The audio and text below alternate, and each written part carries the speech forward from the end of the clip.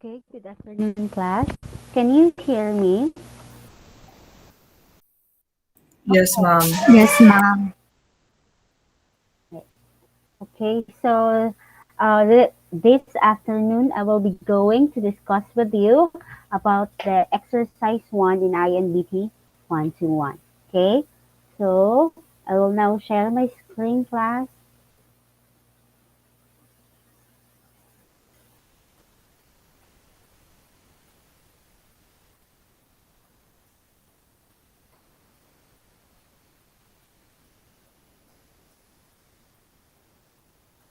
Okay, before I proceed to our specific discussion, our topic, so may I ask all of you if what have you remember about your topic in microbiology. Okay? So, what year nga you have taken microbiology class? Anong year ba kayo na nag-take ng microbiology?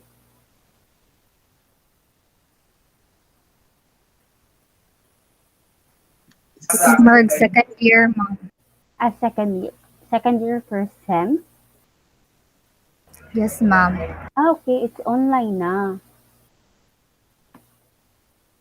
Online na, no? Yes, ma'am. Yes, Okay. ma'am. You have not experienced doing microbiology work, right? Okay, so anyone who can remember what are the topics or the topics that has been discussed with you in microbiology. So because this topic is just a refresh or related to microbiology because we are dealing with microorganisms. Okay, anyone?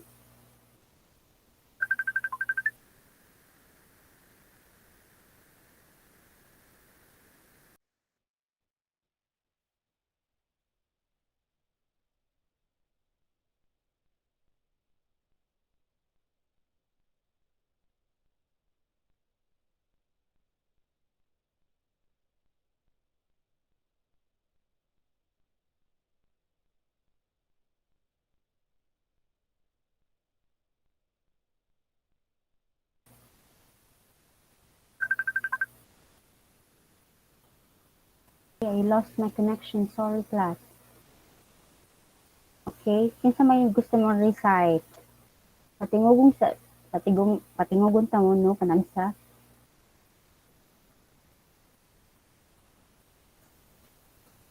Okay, I will appoint na lang. How about Mariel Bandalan? What have you remember about your microbiology subject? Kuan mga groups of microorganisms like kanang mga prokaryotic o eukaryotic na organisms so katong Mm-mm. mga bacterial nga shapes o morphology. Okay, thank you. How about in the lab, microbiology lab? What has been discussed sa inyo ha?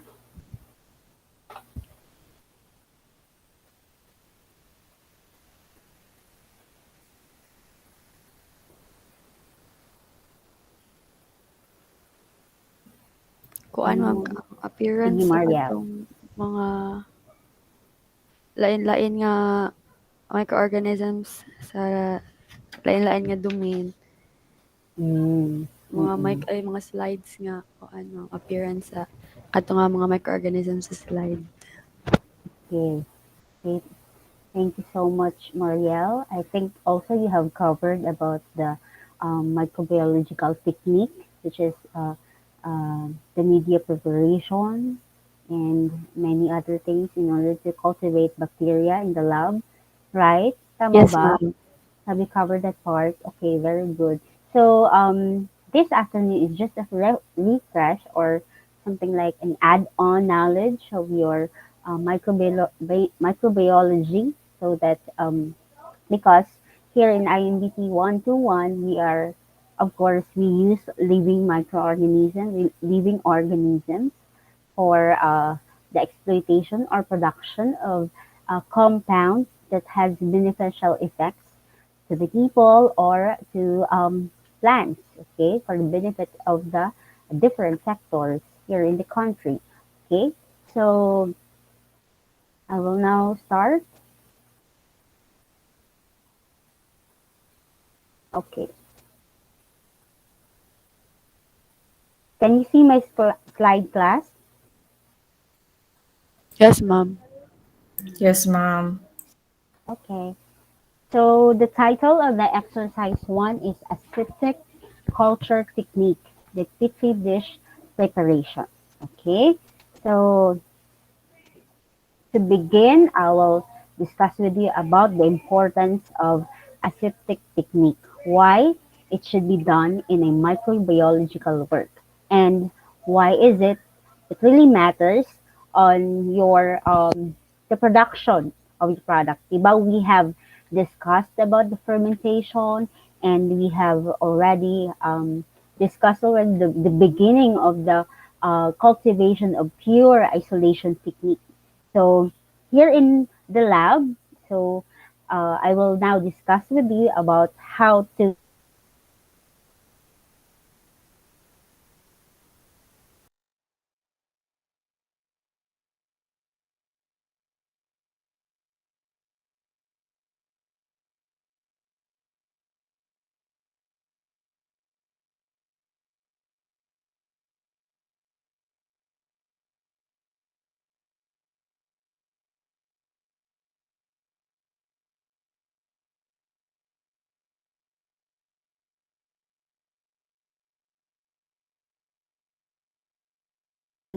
do aseptic technique. Okay? So in microbiology, merong role ang yeast, merong role ang molds, merong ding role ang bacteria.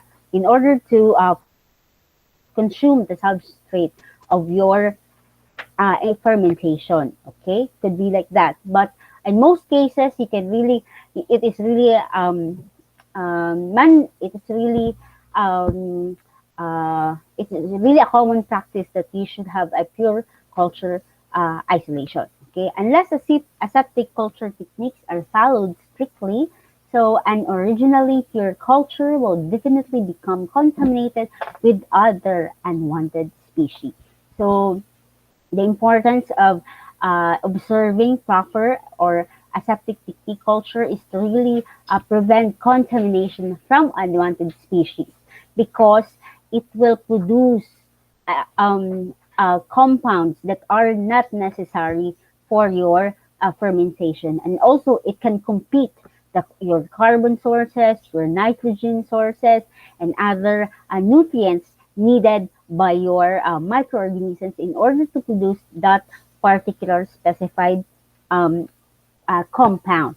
Okay, so if um, aseptic technique is not properly followed or properly observed, okay, so these will be things that this will be the result of not following the proper technique. Okay, number one, your study or the result of your study will certainly be unreliable. Okay, so if you're studying with, if you're, for example, you're studying with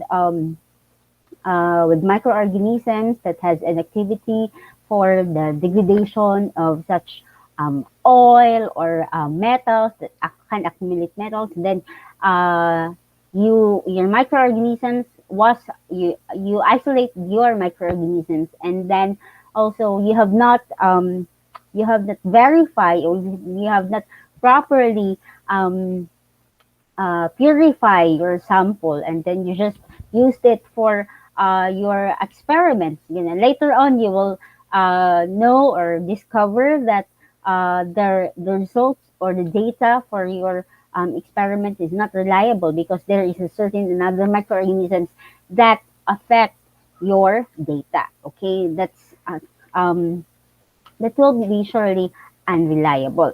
Okay. Similarly, the use of a contaminated culture with unknown microorganisms will only lead to incredible results that are of little value. So it is just similar with this that your data will be unreliable. Okay, that is not significant or something like it will lead to more. For example, in the buying process, no, that you should use a one kind of microorganisms and then there is a contamination. It could be that um, you will not uh, you will not get the concentration that you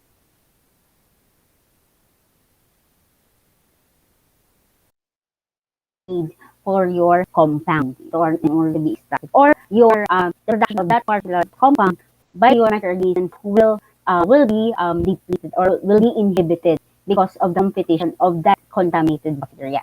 Okay, thus the isolation and maintenance of a pure culture is of utmost importance in many microbiological studies. So that's the importance of a pure isolation culture technique. Okay, so this really a protocol that is to be observed. Kaya kung magtitesis kayo, if you are if you would go for isolation of microorganisms, be sure that you have to purify it 3 times or 4 times in order to so that you will be assured that yung microorganisms mo na isolate mo is just isa na lang talaga, one kind of microorganism. So there are many different techniques that you have to do in order for that to assure that it is already pure culture. Okay, another is that the need for a clean working environment in biochemical engineering studies must be stressed again. For cleanliness is the prerequisite to any meaningful work. Okay, so always remember that you have to observe cleanliness. Okay, so that to prevent contamination. You know, because there are many bacteria that are loaded that are in the air, which are airborne. You know, so we can also later we will know the sources of the microorganisms uh, for the sources of microorganisms that your the plate can be grown with that contaminant. Okay, as demonstrated by the plate transfer process, many parts of the aseptic procedures require occasional exposure to the surrounding environment. Okay, and since our laboratory cannot be made totally sterile economically because it's really costly, so there are actually class sa INBT 122 you can now you will now understand there are many types of laboratory if you are planning to um, if you are planning to establish a laboratory. So maraming klaseng laboratory. You can have class 1 laboratory, class 2 laboratory. So it depends on what material you are dealing with. If you are dealing with bacteria, viruses, and if it's only for chemical laboratories or something like na kanang mga for students purposes like in the university. So that's just type 1 laboratory. So it is imperative that the room be kept clean. Okay, so the use of laminar hood. Later you will understand what is a laminar hood, and I think you're already familiar with. And not just laminar hood, but there are many also biosafety cabinet, which is really the preferred one to be used in order to have a monoaseptic environment when working in a for in microbiological work. Okay, the use of a laminar hood or biosafety cabinet, which creates an air curtain to reduce the chance of contaminants drifting into the working space enclosed by the hood. So dili mo gawas ang air class nga ang air nga that has or that could be at risk with the contamination from your bacteria or from the outside environment so that your sample will be protected and also the user also will be protected. Kaya sa biosafety cabinet class is na siya ka ng movement of air circulation back and forth. So dili na siya mugawas ang iyang air. So it will really give a clean air. So that it's na siya HEPA filter. Yeah. So muna siya ang USA laminar hood. Okay. Now let us define what is aseptic culture technique.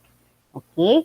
So aseptic culture technique refers to a procedure that is performed under sterile conditions.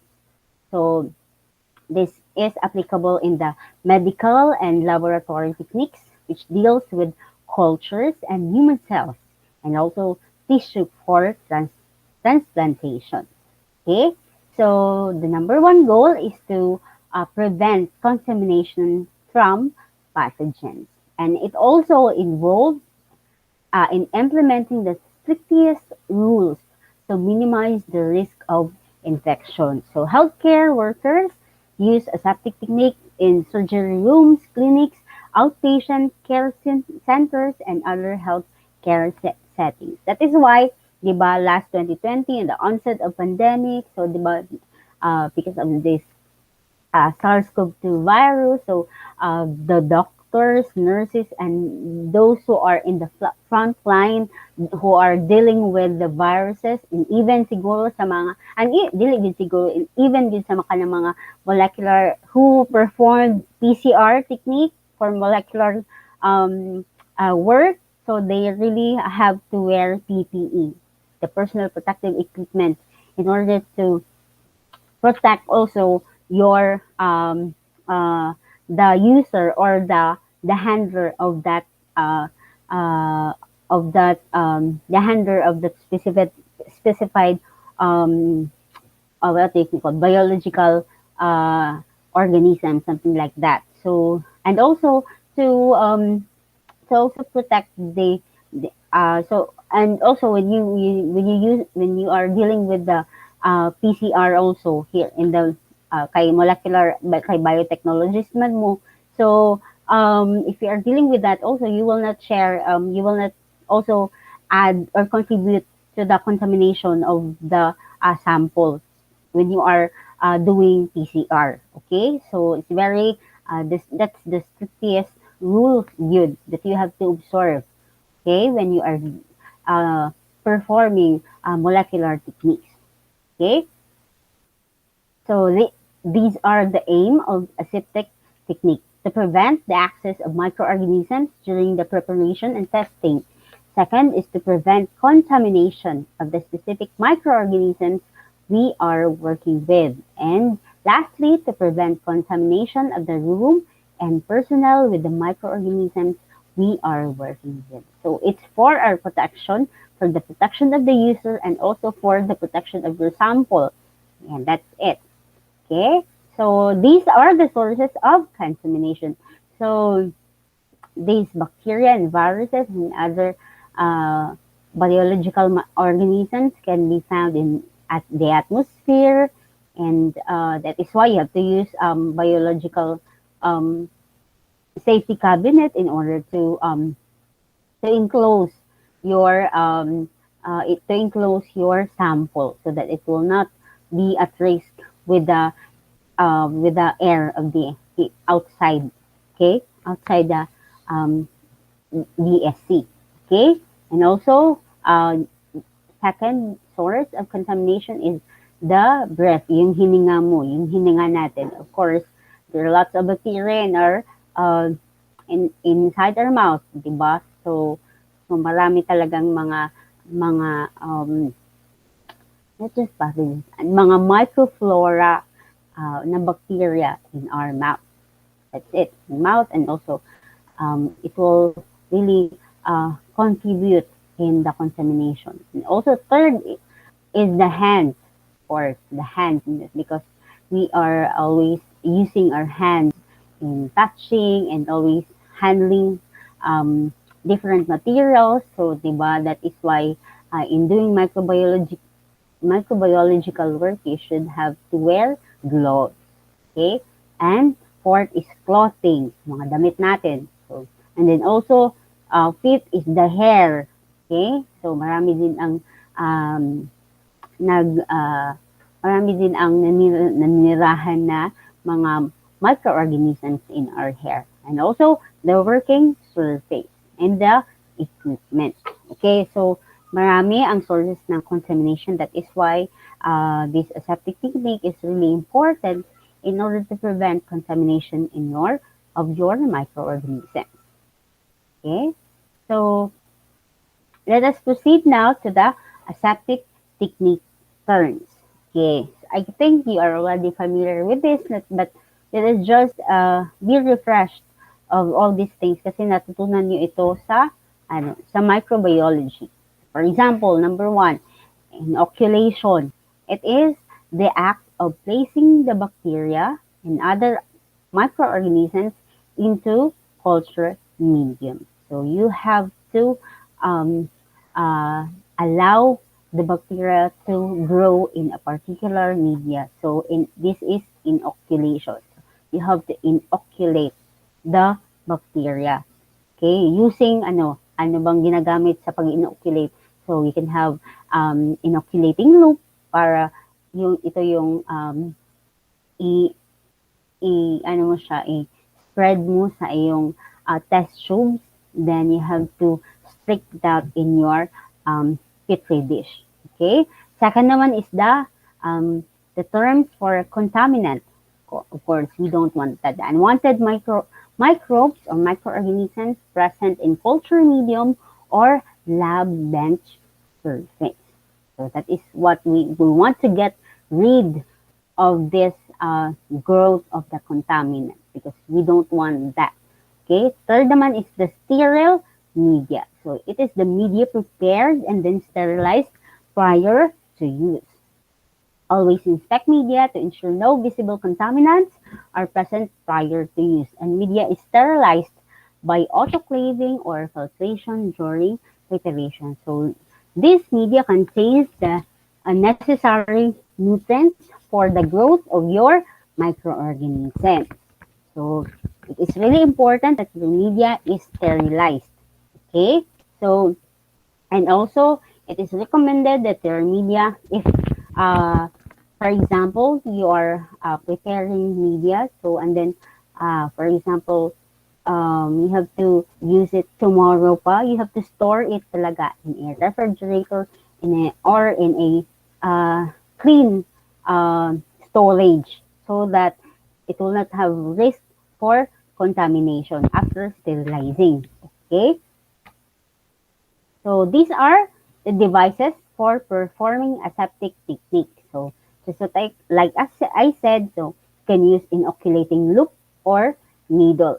It is it is the metal wire used to transfer organisms. So mamaya we will watch a video how to do it, how to do streaking, and how also to prepare media. Then second naman is the incinerator or the alcohol lamp. So what I have experienced because I commonly use alcohol lamp. Okay, this is the heat source in order to remove any unwanted microorganisms in the inoculating loop or needle. Kailangan mo i-heat or i-heat yun mo ang imong inoculating loop so that your bacteria or the microorganisms that was already contaminated or have already presence of that bacteria sa inyong loop kay mamatay. So it will be killed and it will be sterile again so that you can use it to another kind of microorganisms to transfer to another Petri plate. Okay? So let us now proceed to the types of media. Okay, so we are talking about microorganisms. So in order to allow the microorganisms to grow at its optimum condition, and it will be used for the production of a particular compound, like for example in insulin, no, these are mga recombinant bacteria ba, ganun. So we have to use different types of media needed for the growth of the microorganisms. And there are many types of media kasi there are so many types of microorganisms. They have different nutrient requirements. Okay, so first is the enriched media. So this kind of media selects for certain microorganisms by including a nutrient that desired microorganism or group can use. So, and its competitors cannot. So it is a selective, um, it is a type of media that the competitors or somewhat say contaminants siguro will not grow in this particular media. It's like a kanang selective food nga na. But then I think there are other siguro mga that belong other siguro common that are really species related, so they can still grow in this enriched media. Okay. Second naman, the type of media is selective. So from its word, it selects for growth of certain microorganisms in a mixed population by using an ingredient that inhibits the growth. So meron siyang additional or supplement na mga um, chemicals in order to inhibit the growth of other microorganisms such as bacteria. Ganun, so you can add acid to it in your media so that the bacteria will not grow or the molds will not grow, but not the desired species or group. Okay, so there is supplement. So as it will or as it will what do you call that? It will differentiate or something the inhibit the growth of other microorganisms.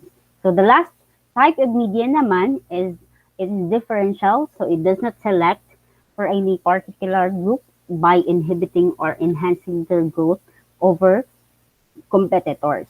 But it does show a visible difference between or among groups of microorganisms. Like for example, um, in the um, uh, in the growth of if you are isolating lactic acid bacteria, okay, so you will now in the cultivation of your lactic acid bacteria, so we use GPY BCP. So there's glucose, phosphate, yeast, and broom purple. So ang color ana sa media class kay purple. So kung mutubo na siya ang lactic acid bacteria class. So, ang uban ana kay na pay calcium carbonate, ibutang so that there will be clearing, ganon. So, ang may tabo ana class kay imolactic acid tubo ana sa imolactic acid bacteria class kay na siya yellow ang color sa imong lactic acid bacteria. And another indicator for that it is lactic acid bacteria also because since there is uh, calcium carbonate, so ang calcium carbonate kay dili siya ma-dissolve class. So mapundol na siya sa media. So may tawaan na kung tubo ang lactic acid bacteria is that there is something like clearing because of the acid that produced in the lactic acid bacteria, di ba? Ang lactic acid bacteria mo produce of lactic acid. So the reaction for it, so it clears, it will not it dissolves the calcium carbonate. So there is somewhat clearing a halozone good food if there is a growth of LAB. So, mo na siya nga yellow ang pagtubuan na sa microorganisms if it is lactic acid bacteria, and then also na clearing because of it dissolves the calcium carbonate. So that's one example of a differential type of media. Okay. And there are also, aside from that, so there are also media types and uses. Different form of media. So the media can be prepared in a broth, which is a liquid medium. Okay. So the advantage of it is easy to store and transport. Like for example, you can place it in a test tube, and also you can use it siguro kung sa mga bioprocess, you should use flask. It's in a broth medium. So kanang mga seed culture pa. So muna siya nga it is easy to store and transport. So but the disadvantage of this liquid medium or broth, it cannot see colony morphology. So it is not recommended for the morphological examination.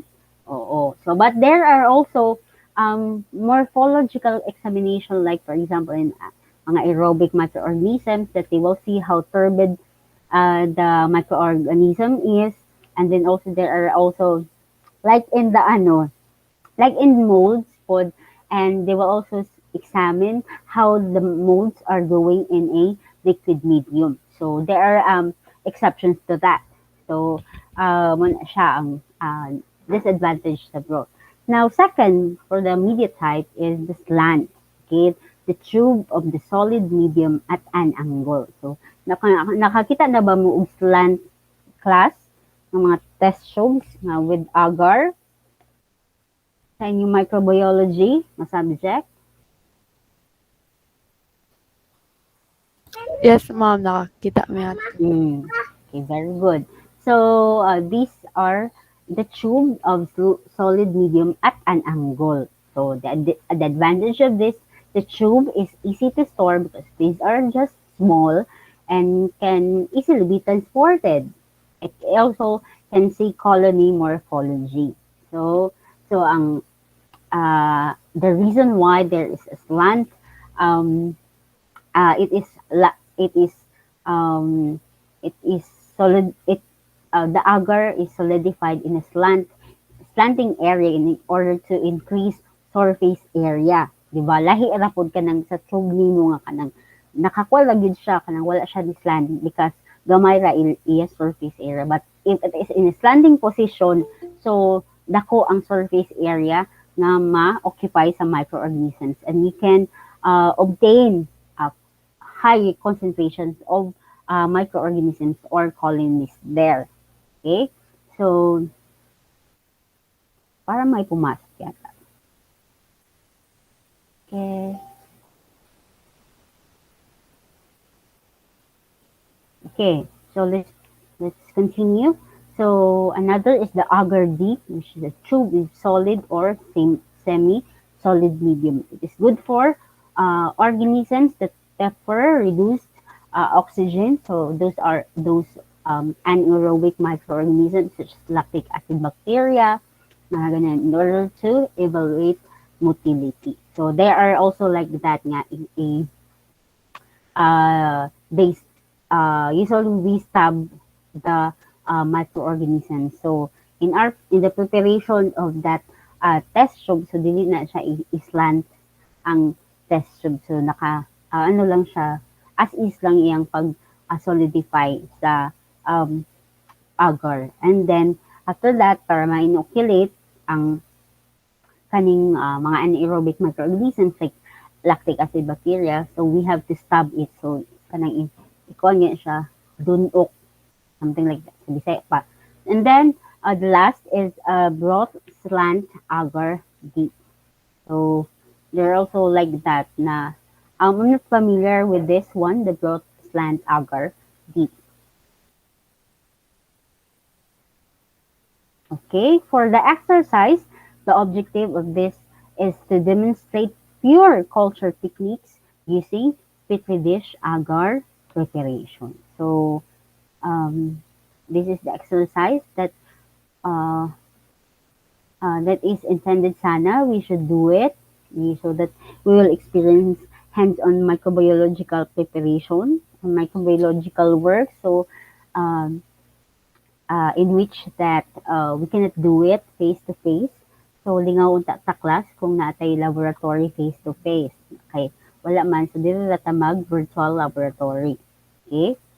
So, these are the materials that you should use in preparing your Petri plates or in your agar. So, these are the equipment and also the reagents.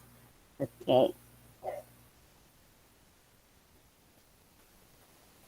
So let us first tackle about the preparation of media and how to prepare the media. First is you have to, there are many types of media man class. There are pre-mixed media in which the ingredients are already mixed together, and then also you just have to get an the desired amount that you wanted for the volume of your agar. to be prepared. Ganon. So, it already have pre-mixed media. Like, for example, natin mga PDX, potato dextrose agar, mga nutrient agar. So, you just have to read the information panel, the label there. So, how much do you want to, the amount of your media if you are going to prepare 500 ml of nutrient agar. So, may mga pre-mixed media. But there are other media class that you need to that are not premixed, or you have to weigh things like mga salts, like mga yeast, mga glucose, ganon. You have to know the different ingredients of your media. Okay? And of course, class, sa inyong preparation, you have to calculate muna of how much do you need for uh, um, the preparation of your media. Of course, i-calculate na ninyo how many grams you'd put. Okay? And then, so the first thing that you have to do is to mix the following nutrient ingredients in proportion to the amount required. And in order to do that, if it's not pre-mixed media, you have to weigh it in a analytical balance. So mag-weigh gid mo class ani. Okay, kabalo na ba mo mag-weigh og analytical balance no kay nakaabot pa mo og face to face. Yes, ma'am. No, ma'am. Okay, nakaabot na mo ani sa inyong chemistry, right? So, and then after that, after weighing, you have to mix your ingredients. It is not pre-mixed, of course. And then before adjusting the pH to the desired value, ani, you have to add water. Water. So, of course, the water should be added yun in accordance to the volume required. Okay, so after adding the water, you have to adjust the pH to the desired value. So there also sa mga microorganisms, sa mga na-dun na sila pH requirement in order to have their maximum growth or what you call optimum growth. Ganon. So you have to adjust the pH.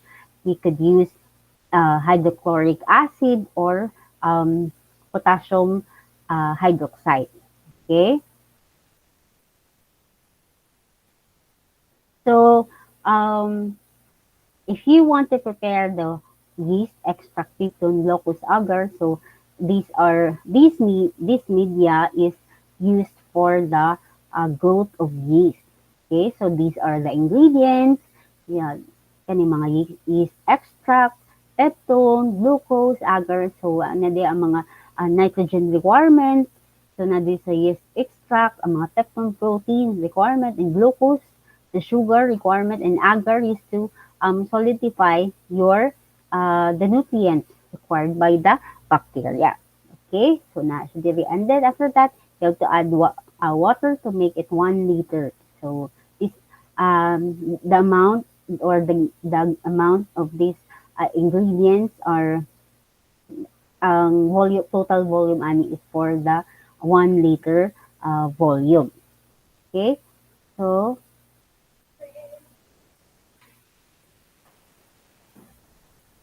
if you are going to use the LB agar or the Luria Britanni agar, these are the ingredients. You have yeast extract, peptone, sodium chloride, and agar. So, kani siya class, ang LB agar is used for molecular cloning, which relies on added antibiotics to select recombinant clones based on their acquired selection or selectable markers. Okay, so when you want to extract a plasmid, you can use this LB agar, no, because it is a good media to allow growth in order for you to obtain a high concentration of your microorganisms. Of course, others naman is they they supplement with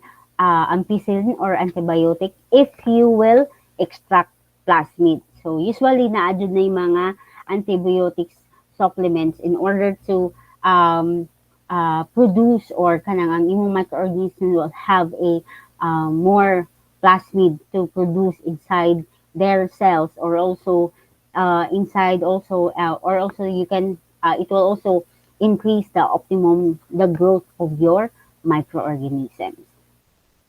Okay, so for the preparation of the LB agar, you have to add water to make it 1 liter. So, if necessary, you have, depending on the microorganisms pH requirement, you have to adjust the pH to 7.5 with sodium hydroxide. So this is what I'm talking to you. If you want to, if there are, if you are going to extract plasmid, or yes, usually, so there is supplementation of ampicillin. So this is a type of antibiotics. So usually ang ampicillin kay gamit na for the cultivation of E. coli for extraction of plasmid. So okay, so you have to add enough 25 grams per liter stock of solution of ampicillin aseptically to obtain a final concentration of 250 milligrams per liter. So, pipette 0.05 ml of ampicillin stock solution to a solidified agar plate. Of course, plus, kaning ampicillin kasi you have to sterilize muna ito. You have a separate preparation for this, for 25 grams per liter stock. Okay? So, kani, you have to sterilize your ampicillin solution. So, if ma-prepare na ang imong ampicillin and also your Petri plates, you have to pipette 0.05 ml. Pila maning ilang microliter ani 0.05. It's 50 microliters of ampicillin stock solution to a solidified agar plate. Okay? Then after that, smear it evenly with a sterile L-shaped glass rod. You have to spread it evenly in the Petri plate and then let it stand for 10 minutes for the absorption of your ampicillin. So that's it. And then you have to cover the flask with a beaker or a piece of aluminum foil and cover the culture tubes with cups. So it is now for the continuation of the preparation of the media. So din siya related sa ampicillin. But this is now the continuation. The cover, you have to cover the flask after you have prepare. You have add water to your flask. You have to cover the flask or the beaker to a piece of aluminum foil and cover the culture tubes with cups, cotton plugs, or gauge plugs. Okay, so for a higher volume of media that you have to prepare, of course, no, you have to first make sure that your agar will release kanang dissolve. So you have to subject it to heating muna, or you have to place it in a microwave para to ensure that your agar and other ingredients will be dissolved. Okay, because there are times na sa sterilizer or sa sterilization, dili ma-dissolve ang tanan yung mga ingredients. Okay, that's another recommended practice then that you have to prepare. And also, if you are preparing slants for your microorganisms, so of course, you have to prepare muna in a bulk, for example, 100 ml, and then you have to place the solution in a microwave oven in order to dissolve your agar. And then after that, you have to distribute na your agar into the test tubes ready for sterilization. But of course, you have to cover it with plugs, with cups, cotton plugs, kana. So, sa microbiology class, you have, ang first yun yung matutunan yan, you have to master is uh, to know how to prepare cotton plugs or to make cotton plugs, because that's an important thing that to ensure uh, to ensure your microorganisms that is not contaminated with other bacteria.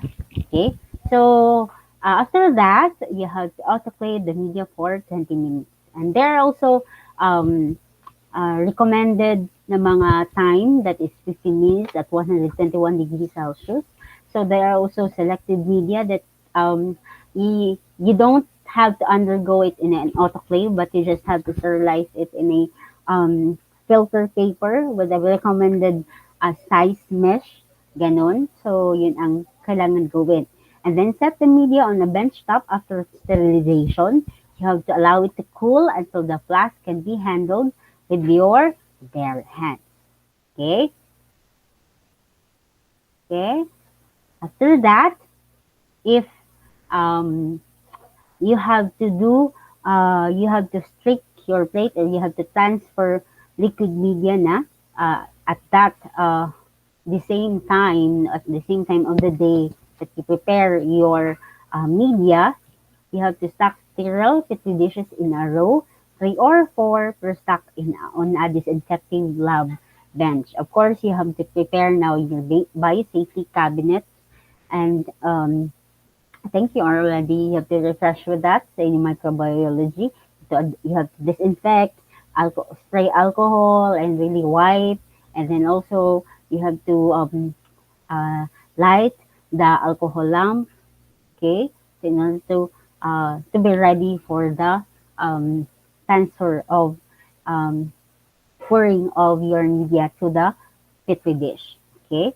So after that, you have to immediately clean the flask after pouring, of course, no? Pouring the media to the Petri plates. You have to immediately clean the flask with hot water before the residual agar solidifies, or you can just have fun painstakingly scraping out the solidified agar from the flask because you have to, it's hard to take out na. For example, sa mga tubes, ganon. So, you have to immediately um, place it with water, clean it with water. So, after that, leave the plates undisturbed until the agar solidifies. So just leave it there in the biosafety cabinet. Okay, do not take it outside na. So the plates may now be stripped mga after 20 minutes, ganun. So it's already 20 to 30 minutes, so it's already now okay for the streaking. So for the slant tube preparation, you have to mix and prepare the YPG. Natin agar is the preparation of petri dishes. I guess I've already mentioned this to you, the slant tube preparation. Then pour 6 ml of the nutrient into a test tube. You have to plug the test tube with a cotton ball or a cap. And then autoclave for 20 minutes. But if you are preparing large volumes and you have to prepare many slants, like 50 slant tubes, ganun. So you have first to calculate how much do you need for your in a volume so that para isahan lang no pag ano because after that you will just distribute it to your test tubes before sterilization. Then after distributing your media into the tubes, you have to cover it with a cotton plug and then autoclave for 20 minutes. Okay? Then place tubes in a slanted position to allow the agar to solidify. Okay? So after that, it is now ready to be strict with your microorganisms. So take streaking with inoculum from a liquid suspension. Okay, so is there any other question, class, before I proceed sa kaning mga plant tube preparation and media preparation?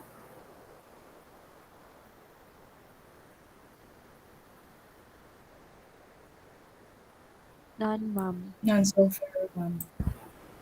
Okay, so let's proceed.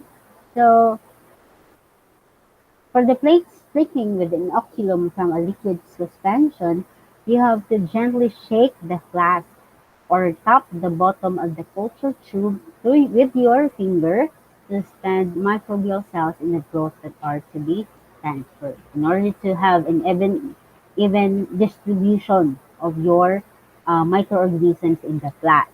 Okay, you have to gently shake the flask, and also um, so that the microorganisms that have already suspended will evenly distribute it.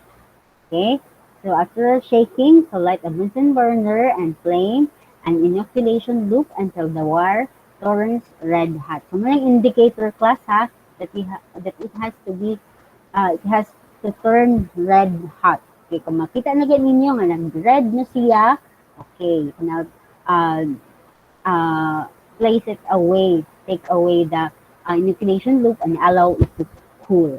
Okay, slightly flame the handle as well to minimize the chance of contamination. So, dili dito sa isang red hat class kay mo na imong gunitan sa imong inoculation loop. So, mapasa po ka na class kung very ako nang turn red hat siya. So, pull the loop for about 5 seconds.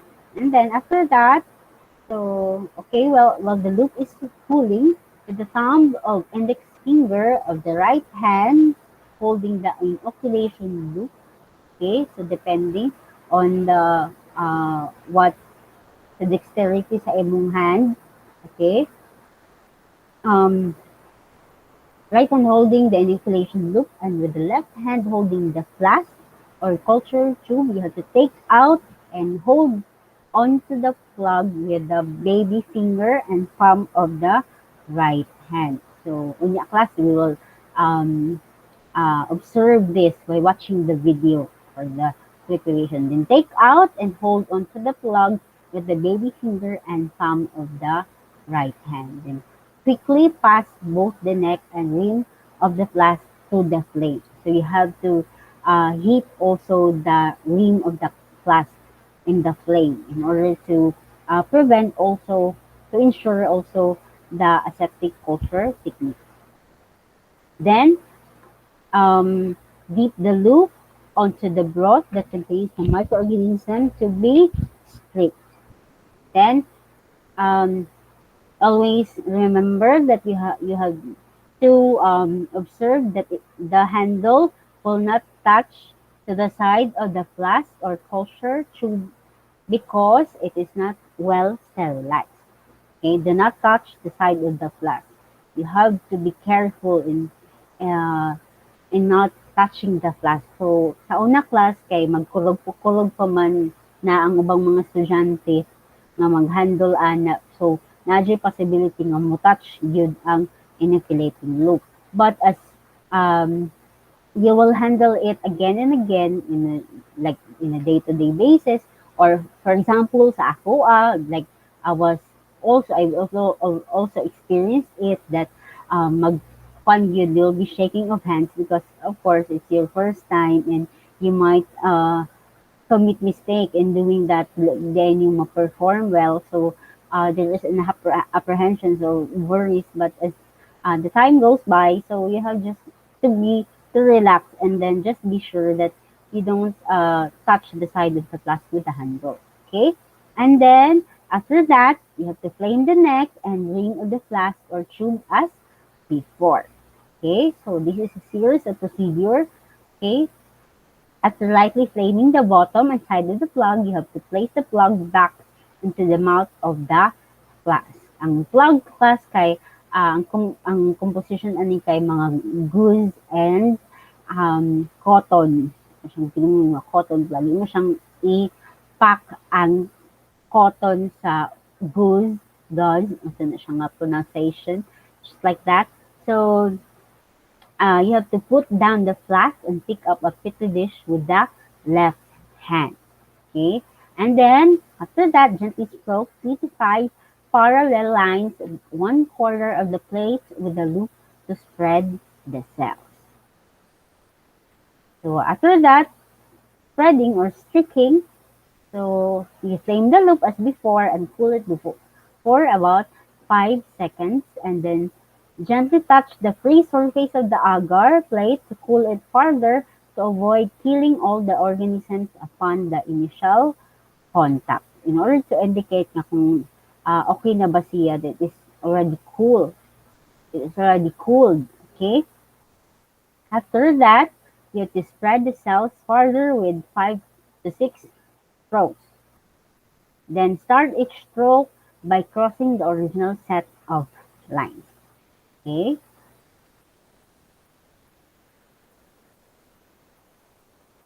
Then to continue, so you have to plate straight with inoculum from another plate, and then repeat the above steps of plate sticking, except that the medium is taken from another petri dish. Okay, wait lang class, because later I will demonstrate to you uh, how to perform strict plating. Okay, and then find a single colony after you have strict plate your microorganisms after incubation. Like if you are dealing with bacteria, if your microorganisms is a bacteria, you have 48 hours. It's 24 to 48 hours that you have to wait in order to allow growth. And then you have to find a single colony on the original agar plate that is located nearby line B and is physically isolated from all other colonies on the same plate. So that you are now sure that it is really pure, no? So kung wala siya kanang katupad na siya. So it should be isolated. Okay, and with that, after selection, you have to flame the loop and lift a minute amount of culture from the original plate. Okay, after that, you have to transfer the cells in the loop to a new agar plate by following the same set of steps involved in sticking a plate as before. Then incubate the inoculated plate. Wait lang class ha. Course.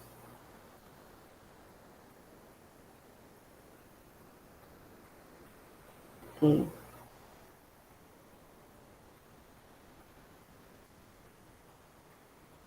Okay. Dear class, sa pag-stick sa imong plate, so, ang mahitabuan ni, oh, manbuag yung akong kuan.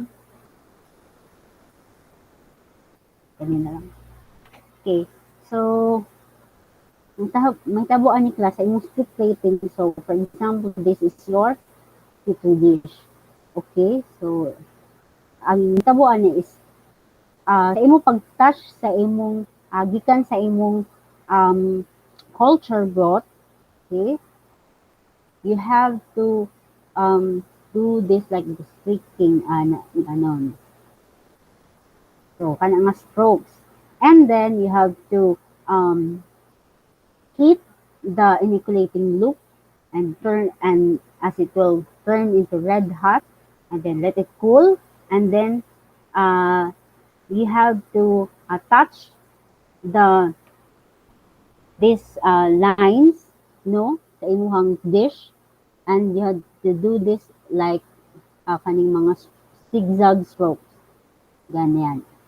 So after that, heat na naman, and then allow it to cool, and then another streak in a zigzag motion. So ganun. So after 24 to 48 hours, dili ka bangita class sa imong colonies in which separated siya or isolated, so that you will now be ensured that these are really pure microorganisms that you will now cultivate. So mo na siya ang mahitabo sa streaking in order to find a single colony. Okay, so that's the method that you should do in preparing the media in do stick plating and inslant tube preparations. Okay, so for the discussion of your lab report class, so since wala man tayo result na mahitabo, so you have to discuss the different methods that I have presented new sa inyo ha. So the importance of which and that, the function or the use, the principle of doing that for the cultural technique. So you have to include that in your discussion. Okay, it should be um, uh, much more explanation of why the procedure is being done. Okay, so before I proceed to the guide question, I will allow you to watch the video to have a proper illustration of that. Okay, stop sharing.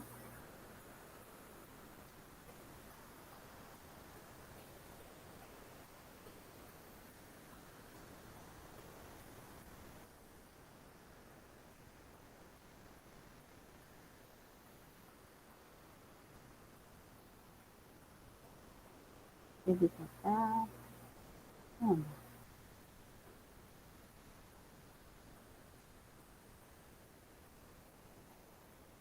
maybe information.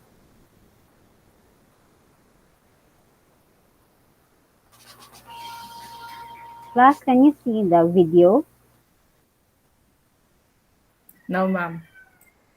Wala.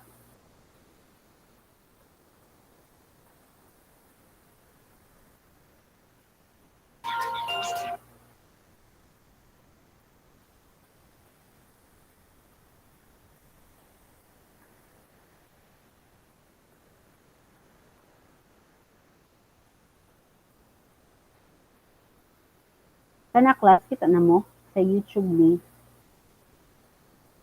Yes, Yes, ma'am, ma'am. makita. Yes, ma'am. Okay.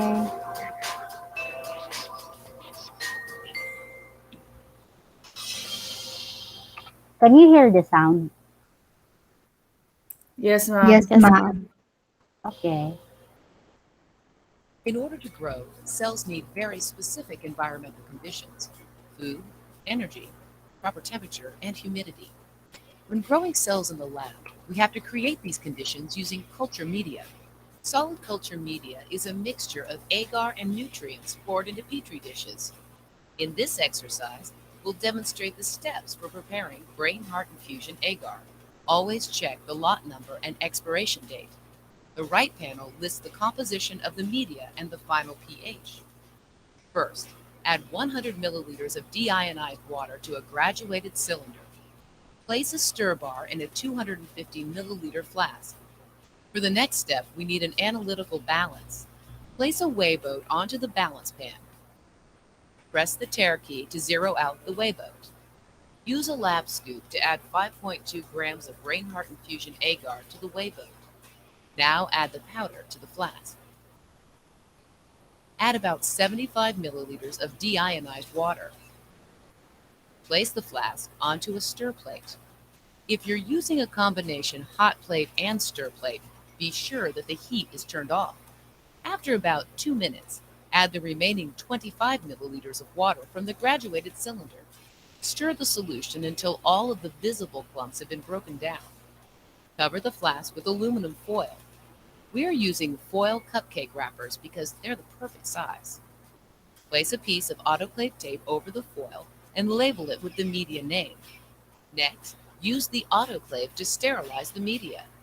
The heat from the autoclave will also help the agar to properly dissolve in the water. Power on the autoclave and make sure the drain valve is closed. Add deionized water to the level indicator line. Place the flask of culture media into the basket. Insert the basket, close the lid, and turn the handle to create an airtight seal. Use the control panel to set the mode to sterilize, the temperature to 121 degrees Celsius. We'll run this cycle for 17 minutes. While it's running, enter the date and time and the operation details in the log and initial. Once the cycle ends and the pressure gauge reads 0 psi, use heat-resistant gloves to slowly open the lid and remove the sterilized flask. Back at the bench, place the flask onto the stir plate and stir the media very gently and allow it to cool to about 45 degrees Celsius. Pour the media into the Petri dishes. The amounts don't have to be exact, but be sure to cover the entire bottom surface, which is about 20 milliliters for standard size Petri dishes. Once the media has cooled, it will solidify and turn opaque. Here you can see the difference. The Petri dish on the left has set up properly. Turn the plates upside down to prevent moisture from condensing on the agar surface and store them in a plastic bag until you're ready to use them. Okay, that's it. So, another video.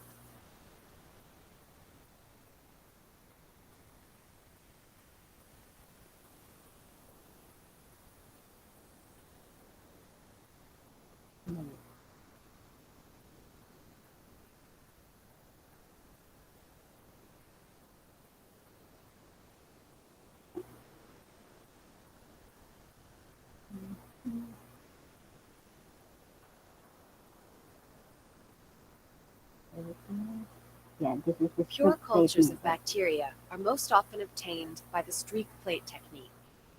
In this procedure, an inoculum, a mixture of two bacteria in nutrient broth, is placed on a solid nutrient medium and then repeatedly diluted to separate individual cells. You will inoculate the agar using a 4-quadrant streak as shown. Use a fine-tipped Sharpie to divide the bottom of a nutrient agar plate into 4 quadrants. Label the bottom of the plate with your initials, the date, the type of medium, and the culture or source of the inoculum. You don't want to label the top of the plate because tops can get separated. Use a sterile loop to obtain the inoculum. We will use a loopful of Staphylococcus aureus. Flame your loop until it is red hot and let it cool.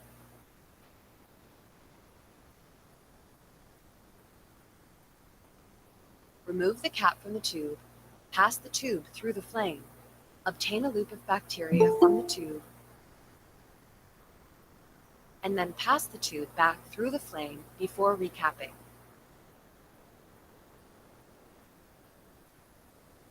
Lift one side of the Petri plate lid and streak about 1/4 of the agar with as many back and forth streaks as possible. Hold the loop like a pencil and gently touch the surface of the agar. Replace the lid and flame the loop. In the next steps, we will spread the bacteria from the initial inoculum into subsequent areas of the agar plate. Always let the loop cool before performing the streak. Using the sterilized loop, streak through one area of the first sector and then streak a few times away from the first sector. As shown in the illustration, there is only one streak through the initial inoculum. Replace the lid and flame the loop. Using your sterilized loop, streak through one area of the second sector and then streak a few times away from the second sector, as shown in the illustration. Replace the lid and flame the loop. Using your sterilized loop, streak through one area of the third sector and then streak a few times away from the third sector, as shown in the illustration. Replace the lid and flame the loop. Incubate the plate in an inverted position at 35 to 37 degrees Celsius for at least 24 hours. During incubation, water evaporates from the agar and will condense when it reaches the cooler Petri plate lid. If the plate is inverted, this condensation will stay in the lid, away from the agar. If the plate is incubated with the lid on top, the condensation will rain back onto the agar. Bacteria will move in the water, and you won't see discrete colonies. Individual or small groups of cells will divide, producing a visible colony-forming unit, or colony. Observe areas of well-isolated colonies. Different species will produce colonies that appear differently. This plate has a pure culture. All the colonies are identical. There are 2 different bacteria on this plate. One produces red colonies, and the other makes smaller yellow colonies. After recording all of your data, properly discard your plates to be autoclaved. Okay, that ends the video.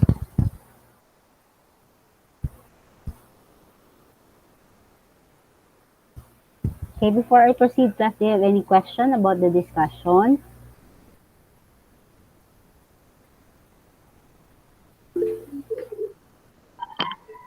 Yes, Philip? Ma'am, kailangan gyud ibali ang kuan ma'am, petri dish pag mag kuan na, Incubate. mag-incubate. Mm. Yes, there will be evaporation of water so that the Ah, water will be away from the colony because of course it will affect in the growth of your microorganisms. thank you ma'am. Okay, thank you, Philip. So how about the others?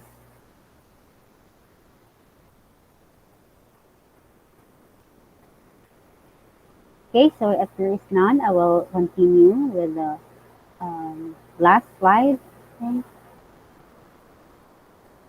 okay, that's for your discussion. So these are the guide questions that you have to answer. It is separate from the discussion class half. So um, in the guide question, you have to answer why is the agar in test tubes allowed to solidify in a slanted position. So, and then second, during the preparation of a stick plate, why flame the loop between different sets of strokes? Okay. And then the third question, why is it the plate should be stored upside down in the incubator? So you just have known the answer a while ago. So you just have to answer the guide questions in the for your lab report. And this is the last for this is the last section for your lab report. And don't forget to include your references. Diba? So, there is discussion naman, so you have to mention or to cite the journal articles or the books that um, you have read in order to uh, create the discussion in your lab report.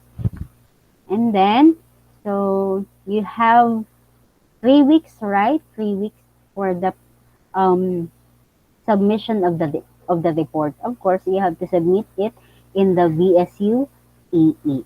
Okay, and I will also upload the PowerPoint in a PDF form in order for you to go over with the procedures, with the title, and of course um, the guide questions that should be needed to answer for your lab report. Just visit the BSUEE from time to time. Okay? So always remember class but that after exercise 2, I will give you a quiz for the two exercises. Okay, so next week will be our exercise 2, and after that, I will give you a quiz, and it will be available in the VSU EE. So before I end class, do you have questions? Baka may nalimutan pa kayo or na remember that you have to inquire, clarifications,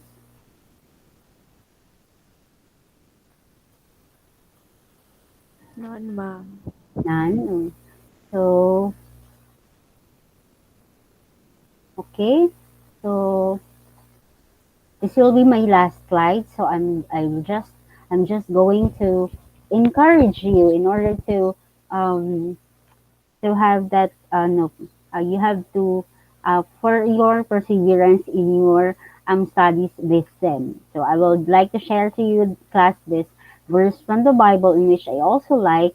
So it is in Proverbs chapter 3 5 to 6. You have to trust in the Lord with all your heart and lean not onto your own understanding. In all thy ways acknowledge him and he shall direct thy path.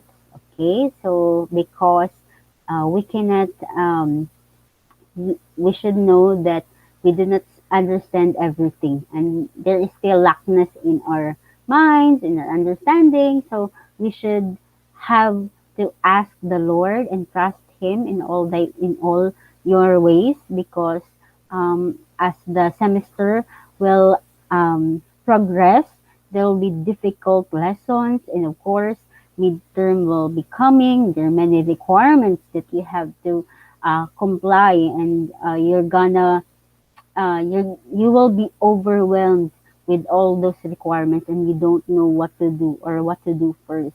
So um, you have to trust in the Lord and with all your heart, and then just clear your mind, and then do the things that you have to do. Prioritize the task that you have to submit first, ganon, and then you should divide your time in your yung requirements niyo that dapat ninyong ma-accomplish, and then just work it with all your heart, with all um, your mind that you want to do, and never ever forget to trust the Lord and remember Him always, because as he he said that He shall direct thy path. He shall direct our every solution of our problem. Okay, so that's it. That's for our mental health, no, but it's also for our spirituality. Okay, so that's the end of the slide. Do you have any other questions, class, before we will say you will be dismissed?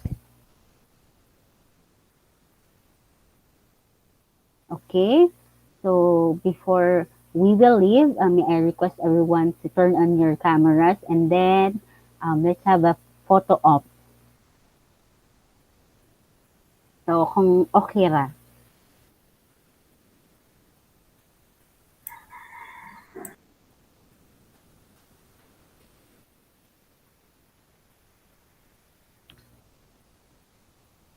So okay, so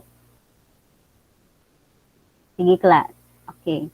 Isa may gusto mag-photo op ninyo diha. Kung okay ra ninyo, okay ra mo.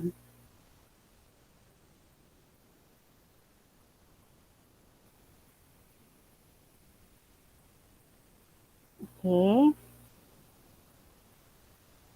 How about si Janessa, si Rashid? Okay, sige. Okay, let's have a picture. 1, 2, 3, smile. Okay, thank you so much, class, for today, and I will see you next week. Okay? Bye-bye. God bless. Thank you, ma'am. Thank you, ma'am. Bye. Thank you.